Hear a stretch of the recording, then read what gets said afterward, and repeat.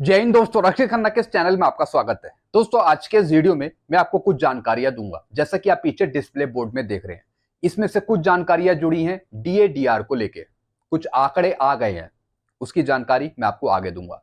कुछ जानकारियां कम्यूटेशन को लेकर है, आपकी रिकवरी बंद कराने को लेकर है। कुछ कोर्ट के ऑर्डर हैं, वो भी मैं आपको समझाऊंगा। कुछ जानकारियां वेलफेयर से जुड़ी हैं। कुछ एसोसिएशन है जो वेलफेयर का काम कर रही हैं। अगर आपकी पेंशन में कुछ गड़बड़ी चल रही है तो कुछ एसोसिएशन आपकी पेंशन ठीक करा सकती है, तो उसकी भी जानकारी मैं आपको आगे दूंगा। कुछ जानकारियां हैं OROP3 पर। पेपर में भी आ गया है, न्यूज़पेपर में भी आ गया है कि OROP3 में बहुत सारी विसंगतियां हैं, वो भी मैं आपको आगे बताऊंगा।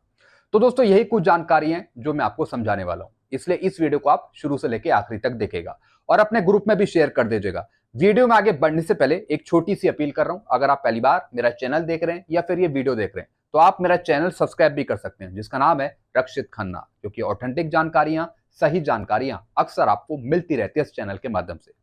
चैनल को आप जरूर सब्सक्राइब करें ताकि जो मेरे वीडियोस के नोटिफिकेशन है वो आपको बराबर मिलते रहे। सबसे पहली जानकारी है दोस्तों डीएडीआर को लेके। जैसा आपको पता है, जून का आंकड़ा हमें मिल चुका है, जिससे जुलाई से बढ़ने वाला हमारा डीएडीआर कंफर्म हो गया है कि 53% होगा।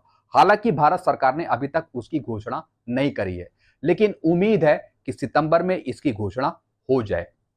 जुलाई से बढ़ने वाले डीएडीआर की 53% आपका होगा जुलाई से बढ़ने वाला।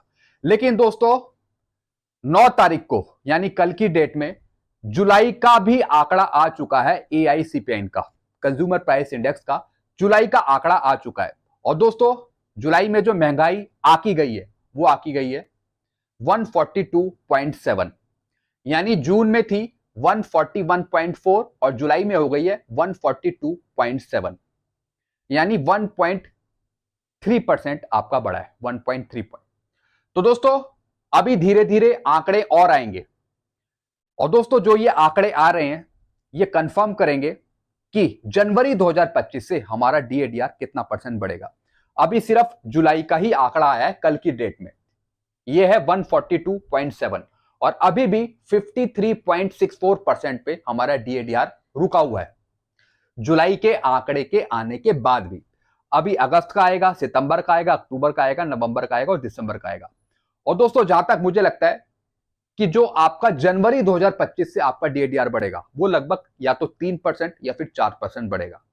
अगर थोड़ी बहुत वृद्धि भी करें, अगर थोड़ा बहुत परसेंट बढ़ाएं आगे आने वाले महीनों में, तो दोस्तों आपका डीएडीआर 3% या फिर 4% तक जा सकता है जनवरी 2025 से बढ़ने वाला।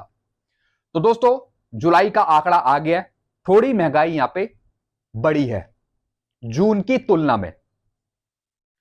चलते हैं दोस्तों अगली जानकारी की तरफ। फिर दोस्तों, मैं बात करूंगा कम्यूटेशन को लेके। कुछ एडवोकेट हैं जो लगातार मैसेज कर रहे हैं। क्या लिख रहे हैं? This is to advice to all the veteran whose commuted pension has already been deducted for 11 years and 6 month and more. जिन पेंशनर्स के भी 11 साल या फिर 6 महीने से ज्यादा हो गए हैं, 12 साल हो गए हैं, तो दोस्तों उनकी रिकवरी बंद कराने के लिए पेंशनर्स कांटेक्ट करें एडवोकेट से, ताकि उनकी आगे की रिकवरी बंद हो जाए। हो सकता है कि कुछ पैसा भी आपको वापस दे दिया जाए अगर आपके 11 से 12 साल ज्यादा हो गए हैं और आपका कम्यूटेशन काटा जा रहा है पेंशन में से। तो दोस्तों, यही इन्होंने लिखा है, जिन पेंशनर्स को 11 से 12 साल हो गए हैं तो वो कांटेक्ट करें वकीलों से। पहली सुनवाई में ही स्टे लग जाएगा, आपकी रिकवरी बंद हो जाएगी। तो दोस्तों, एक तो ये एडवोकेट हैं जिनका नाम है राकेश यादव जी, इन्होंने ये बताया कि आप इनसे कांटेक्ट कर सकते हैं और अपनी रिकवरी बंद करा सकते हैं। आप 15 साल तक कम्यूटेशन नहीं कटवाएंगे अपनी पेंशन में से, उससे पहले आपकी रिकवरी बंद हो जाएगी। फिर दोस्तों, एक और मैसेज है, कम्यूटेशन रिफंड ग्रांटेड। यानी दोस्तों, एक एडवोकेट है मौर्य जी, जिन्होंने केस लड़ा था, और दोस्तों ये केस लड़ा था AFT न्यू दिल्ली में, जिसमें पेंशनर्स के हक में फैसला आया है। यहां पे एडवोकेट जी ने बताया कम्यूटेशन के केस में नई उपलब्धि प्राप्त हुई है। कई मामलों में स्थगन आदेश की प्राप्ति के बाद हमारे अधीन चल रहे कम्यूटेशन के मामलों में एक नया ऑर्डर 30 अगस्त 2024 को पास हुआ है। 30 अगस्त को दोस्तों एक ऑर्डर पास हुआ है AFT दिल्ली से, जो सीधा पेंशनर्स के फेवर में गया है। जिसके अंतर्गत 24/7/2024 के बाद जो कम्यूटेशन की कटौती सरकार के द्वारा की गई है उसको अगली सुनवाई की तारीख से पहले रिफंड करने का आदेश कोर्ट के द्वारा दिया गया है। यानी दोस्तों जो एक्सेस पेमेंट चला गया था सरकार के पास, अब वो सरकार इन्हें वापस लौटाएगी जब तक कि अगली सुनवाई नहीं होती। यानी पहली सुनवाई में ही आपको प्रॉफिट मिलेगा, आपको फायदा मिल जाएगा अगर आपकी पेंशन में से कम्यूटेशन काटा जा रहा है। तो दोस्तों ये सब फायदा लेने के लिए आप एक बार अपने लॉयर से कांटेक्ट कर लीजिए, एडवोकेट से कांटेक्ट कर लीजिए। तो जो लॉयर है वो आपका नुकसान नहीं होने देगा, क्योंकि भारत सरकार का भी कुछ पता नहीं कि वो कब जनरल ऑर्डर निकालती है सबके लिए, अभी कुछ पता नहीं है। लेकिन जो आपको नुकसान हो रहा है, अभी तक नुकसान हो रहा है, कम से कम वो नुकसान तो ना हो आगे के लिए 15 साल के लिए। तो आप उससे पहले ही अपनी रिकवरी बंद करा लीजिए। कोर्ट केस तो करना पड़ेगा, वकीलों के पास जाना पड़ेगा। अगर आप अपने हक में फैसला लेना चाहते हैं तो कोर्ट केस करना पड़ेगा दोस्तों, तभी आपको उसका फायदा मिलेगा। अगर आप कोर्ट केस नहीं करने, खाली आप सोच रहे हैं किसी दूसरे के ऑर्डर के बेस पर हम अपनी रिकवरी बंद करा लें, पीरियड कम करा लें, वो नहीं होगा दोस्तों। सेपरेट कोर्ट केस करना पड़ेगा, तभी आपको उसका फायदा मिलेगा। भले ही आप किसी अपने वकील से कांटेक्ट करें या फिर किसी दूसरे वकील से कांटेक्ट करें। ये इन्होंने बताया है वकीलों ने, इसकी कॉपी भी है दोस्तों एएफटी दिल्ली की। चलते हैं अगली जानकारी की तरफ। फिर दोस्तों मैं बात करूंगा, एक एसोसिएशन है पूर्व सैनिक वेलफेयर एसोसिएशन जिला जालौन। मैं काफी बार इनका जिक्र करता हूं क्योंकि ये बहुत अच्छा काम करते हैं फैमिली पेंशनर के और पेंशनर के फेवर में। बड़ी खुशी की बात है कि श्रीमती जगरानी देवी उम्र 86 साल, निवासी ग्राम जिगनी, जिला हमीरपुर, उत्तर प्रदेश की पेंशन कम आ रही थी। यानी दोस्तों एक माता जी हैं जिनकी उम्र 86 साल है, उनका नाम है जगरानी देवी। इनकी पेंशन कम आ रही थी, इनको पता नहीं था कि मेरी पेंशन गलत चल रही है या फिर कम आ रही है। हमारे पूर्व सैनिक वेलफेयर एसोसिएशन के प्रयास से उनकी पेंशन 21,000 रुपए प्रतिमाह से बढ़कर 28,000 रुपए प्रतिमाह हो गई है। जी हाँ दोस्तों, पहले इनको कम पेंशन मिल रही थी, 21,000 कुछ पेंशन मिल रही थी। तो दोस्तों इन्होंने जब से पूर्व सैनिक वेलफेयर एसोसिएशन जिला जालौन से कांटेक्ट किया, तब से दोस्तों इनकी पेंशन में सुधार हो गया। इनकी पेंशन में विसंगतियां थी, प्रॉब्लम थी, जो दोस्तों इनकी टीम ने इस प्रॉब्लम को दूर किया, इनकी पेंशन यहां पे बढ़वा दी। 21,000 से दोस्तों बढ़कर हो गई अब 28,000। हमारी टीम को बड़ी खुशी है कि एक बुजुर्ग माता जी को उनका हक प्राप्त हुआ है। माता जी की पेंशन की कंप्लेंट हम लोगों ने फरवरी महीने में की थी और उनकी अप्रैल में ही पेंशन बढ़ गई थी, लेकिन यह जानकारी हमें आज ही प्राप्त हुई है। सभी पूर्व सैनिकों को सूचित किया जाता है कि आप लोगों के आसपास अगर कोई भी ऐसे बुजुर्ग पूर्व सैनिक या फिर माताएं बहनें हैं जो कम पेंशन ले रहे हैं, जिनको प्रॉब्लम है पेंशन से रिलेटेड, तो दोस्तों आप डायरेक्ट इनसे कांटेक्ट कर सकते हैं, पूर्व सैनिक वेलफेयर एसोसिएशन जिला जालौन से। ये आपकी फ्री ऑफ कॉस्ट हेल्प करेंगे, आपकी मदद करेंगे। जी हाँ दोस्तों, तो आप इनसे जुड़िए और अपनी प्रॉब्लम दूर करवाइए, चाहे वो पेंशन से रिलेटेड हो, चाहे फिर वो किसी दूसरी चीज से रिलेटेड हो। चलते हैं अगली जानकारी की तरफ। फिर दोस्तों आखिरी इंफॉर्मेशन है OROP 3 पर। हमने तो आपको पहले ही बता दिया था, पहले दिन ही बता दिया था कि OROP 3 में बहुत सारी विसंगति है। मैंने अपने वीडियो में बहुत पहले ही आपको बता दिया था, जब टेबल्स जारी हुई थी पहले दिन ही। दोस्तों OROP 3 में बहुत सारी विसंगति है। अब इसकी खबर न्यूज़पेपर में भी छपने लगी है, आप यहां पे देख रहे हैं न्यूज़पेपर में भी आया है। बिल्कुल सही खबर है ये। वन रैंक वन पेंशन भाग 3 OROP 3 के जारी पेंशन टेबल ने बढ़ाई पूर्व सैनिकों की टेंशन। पेंशन तो बढ़ी आपकी, लेकिन कहीं ना कहीं कुछ पूर्व सैनिकों की टेंशन भी बढ़ गई है। पेंशन नहीं, एक तरीके की दोस्तों ये टेंशन है, टेंशन, जिससे छुटकारा पाना पड़ेगा पूर्व सैनिकों को अगर भारत सरकार आगे चाहे। क्या लिखा है इसमें?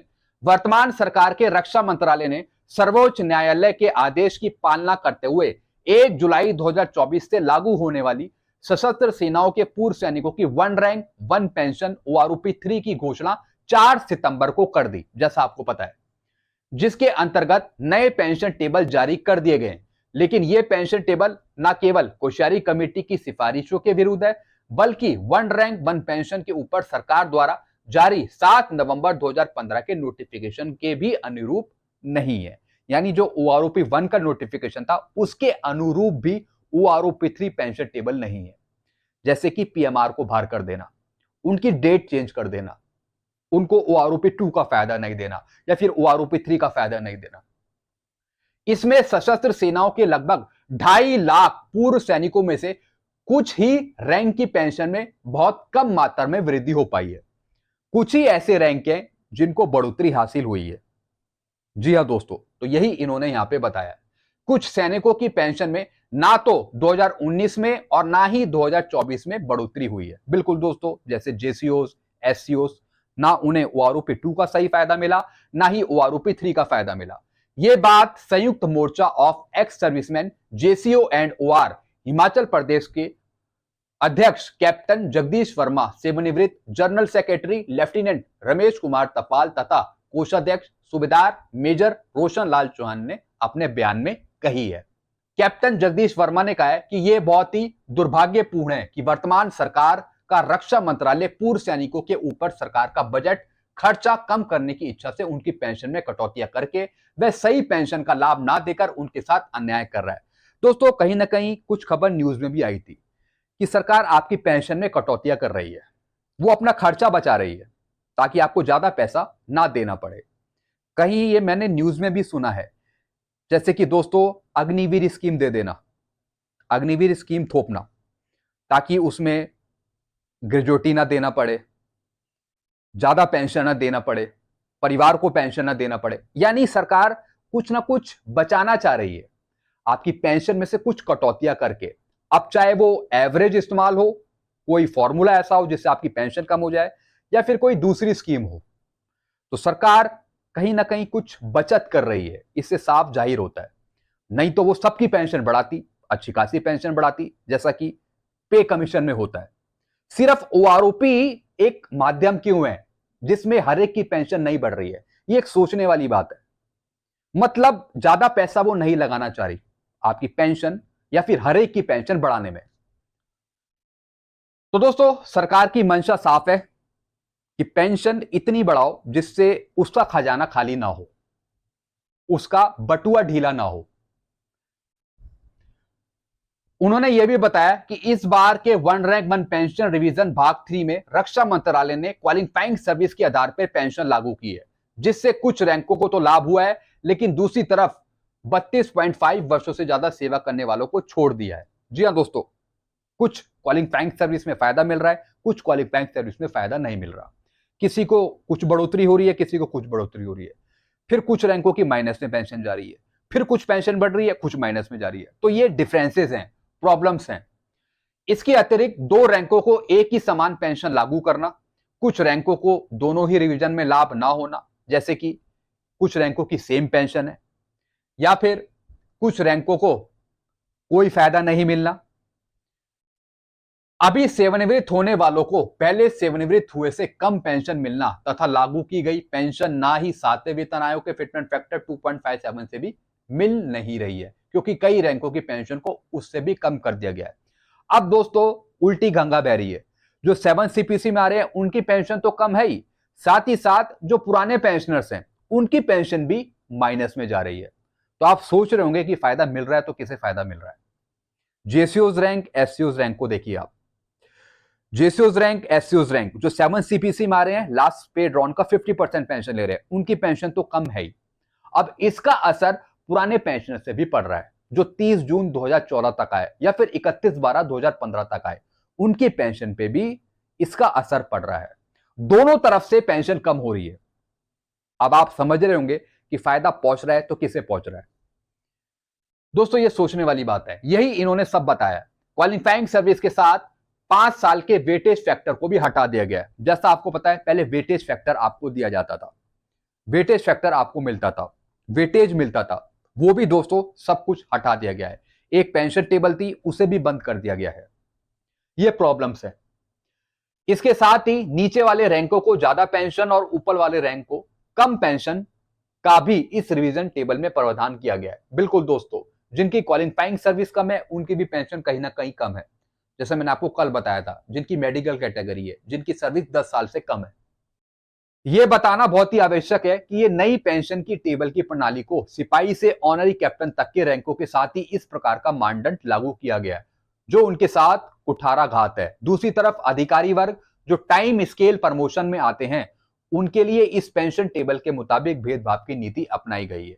जी हां दोस्तों, ये बात ऑफिसर्स की कर रहे हैं कि कुछ ना कुछ गड़बड़ियां हैं, कुछ ना कुछ प्रॉब्लम है। जिस तरीके से अधिकारी वर्ग जो टाइम स्केल प्रमोशन में आते हैं उनके लिए इस पेंशन टेबल के मुताबिक भेदभाव की नीति अपनाई गई है। ऑफिसर्स की जो पेंशन है उसमें भी कुछ ना कुछ गड़बड़ियां हैं, कुछ ना कुछ गड़बड़ियां हैं। हालांकि उनका परसेंटेज थोड़ा सा हाई है ओआर जेसीओस के मुकाबले, थोड़ा परसेंटेज हाई है पेंशन बढ़ने के मामले में। लेकिन एक तरफ अगर हम जेसीओस एससीओस की बात करें तो दोस्तों जैसे पहले 2%, 3%, 4% जो भी बढ़ी ओआरओपी 1 में जितनी भी बढ़ी, उसका कहीं उल्टा असर पड़ रहा है ओआरओपी 2 और ओआरओपी 3 में। इतनी हाई पेंशन नहीं है इन रैंकों की। तो दोस्तों यही सब चीजें इस अखबार में छाप रखी हैं और बिल्कुल सही जानकारी इन्होंने दी है, कोई झूठी बात नहीं लिखी है इसमें, ये रियलिटी है। अब देखने वाली ये बात है कि भारत सरकार इन चीजों को कैसे देखती है, वो क्या करती है आगे। पेंशन तो आपकी बढ़ी जो बढ़ी, लेकिन अब विसंगतियां कैसे सुधरेंगी, जिनकी नहीं बढ़ी उनकी कैसे बढ़ेगी, ये सोचने वाली बात है। तो दोस्तों ये कुछ जानकारियां थी जो मैंने आपको समझाई हैं। कुछ और पूछना हो तो आप नीचे कमेंट कर सकते हैं, ऐसी जानकारी अक्सर मैं आपको देता रहता हूं। वीडियो आपको अच्छा लगता है वीडियो को लाइक करो, इस चैनल को सब्सक्राइब कर सकते हैं जिसका नाम है Rakshit Khanna. Thank you so much.